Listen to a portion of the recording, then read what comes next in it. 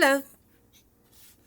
I want to talk today about the transition from the medieval era to the more modern era. Um, Defining the modern era as about the last 500 years or so, and focusing mostly on Europe because that's where a lot of the thinking that forms the basis of the Western world was emerging at that time. So prior to, say, the 1500s, essentially the medieval era had been very stable. There wasn't really a lot of conflict because people accepted the social order and the social hierarchy, as being divinely ordained. Basically, it was just part of the plan. And so the individual was not really very honored. I mean, people didn't think of the individual so much. They thought of themselves as part of society.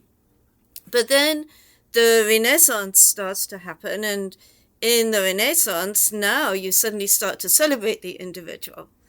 And so things can be very different, and that is, strongly affected the emergence of the Western world and Western thinking. So let's go to some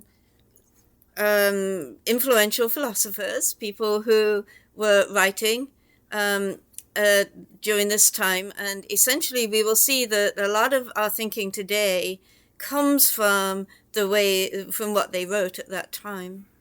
So we'll start with Machiavelli. He was in Florence. He was from a fairly powerful family. So he was serving as an ambassador for the city-state of Florence. So we weren't thinking of a nation so much at that time. It was really city-states. So he was an ambassador to other parts of Europe. And then at some point, another powerful family, the Medicis, came back into power in Florence, and they took over. So he was thrown into jail and he was tortured. So now then he goes, when he's eventually set free, he starts to think about all this. And then based on his own experience, he comes up with his idea of the nature of man. So from his thinking, then, man is always seeking for power. Man is always going to be in conflict. It's just man's basic nature to be in conflict. So man is very ambitious and is never going to be satisfied, always wants more power. So then, of course, he basically wants to establish control over this desire, this universal desire towards conflict and power. He thinks dependence is not acceptable. Dependence is only acceptable for women, children, and animals. So now he's thinking about how to set up a political order deliberately based on his own thinking. He says that as long as you're always strong, then you have to be able to deal with when fortune intervenes, right? And he sees fortune as a woman. And let me just read you what he says about this. He says, fortune is a woman, and if you wish to keep her under, it is necessary to beat and ill-use her. So he thinks that you have to be like a fox, you have to be cunning, you have to be ingenious in order to hold on to power and be prepared. He thinks that women can cause trouble, but only through men, basically. Okay, so that's Machiavelli in Italy. Then let's go more than 100 years later. Let's go to England and look at Thomas Hobbes. And so this is the time of the British Revolution, well, Civil War, I guess. And this is really, now you have the same sort of topic here. You're looking at the divine right of kings. So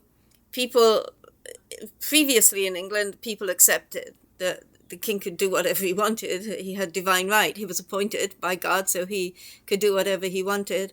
But now you have, during the Civil War, 1642 to 1648, you have fighting between the Cavaliers, who support the king and support the established powers, and then the Roundheads, who support Oliver Cromwell, who support Parliament, and quite a lot of the army would have been with the Roundheads. So he experiences this. He is actually, I think he was spent a lot of that time in Europe, but he was basically accepted that also the conflict is the natural state of man. He thought that man is always going to be competitive and always going to be looking for acquisition of more and more, and man is never going to be satisfied with what he has. He's always going to be trying to take more and more. So he advocated also a very strong control.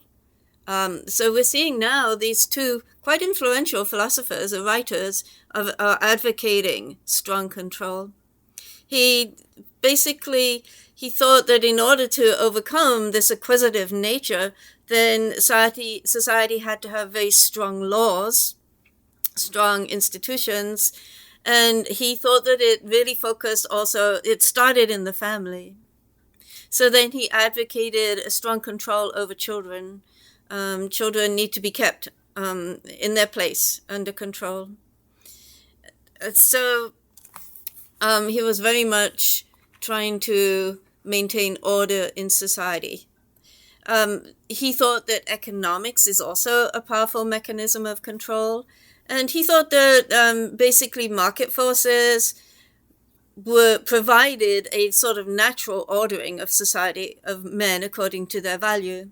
So you didn't have to, resort to a socially ordered or a divinely ordered society.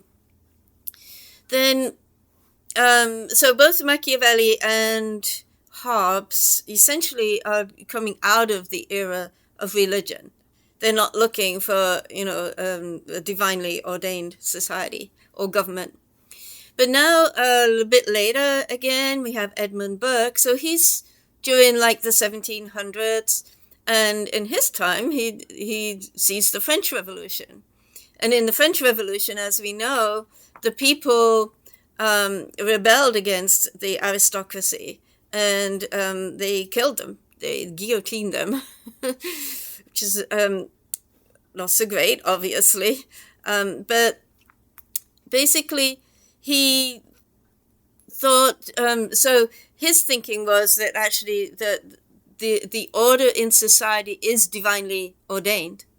That God has said that, if you're a poor person, that's because God made you poor. So it's not something that you can change. So he was very much in favor of an established aristocracy, and established laws, established church, an established but limited democracy. So again, we see these themes which are emerging as the whole idea of the nation state is emerging, and as they're dealing with power, we're seeing these themes that basically they thought that man was, naturally, if you didn't control him, then chaos and conflict would result. We can see that it's setting up the foundation for economic control, economics, and I'll talk about that in another video next time. And also I'm going to talk about, how women were seen, and I'll talk about that in probably a different video too. But anyway, we can see a lot of the themes that we see in conservative thinking today. And we see also why, maybe possibly why our government right now is talking about us being a Christian nation, because maybe they do expect that we will accept our role as poor people, or whatever our place is in society, as somewhat divinely ordained if we are a Christian nation. Okay, so anyway, thank you for listening, and I'll make another video soon.